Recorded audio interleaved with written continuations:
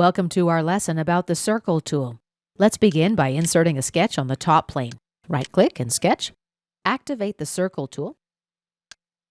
Here we've got two sub-options for creating a circle and a perimeter circle. Let's try the first option. The first click establishes the center of the circle. Feedback gives us the approximate radius. The second left click will establish that radius. Let's make it about 30 millimeters. In the Property Manager, under Parameters, we can adjust the X and Y coordinates of the circle's center, as well as the length of the radius.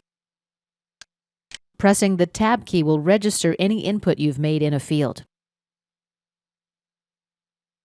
Under Options, we've got For Construction. If checked, this circle will be considered by SOLIDWORKS as construction geometry.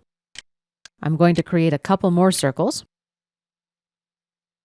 Now let's take a look at the perimeter circle. This requires the selection of 3 points. Here's my first point, second point, and third point. You don't have to select any pre-existing points. You can use just any arbitrary point in the graphic area. Let's right-click and choose Select to close the tool. And let's accept our changes and exit the sketch.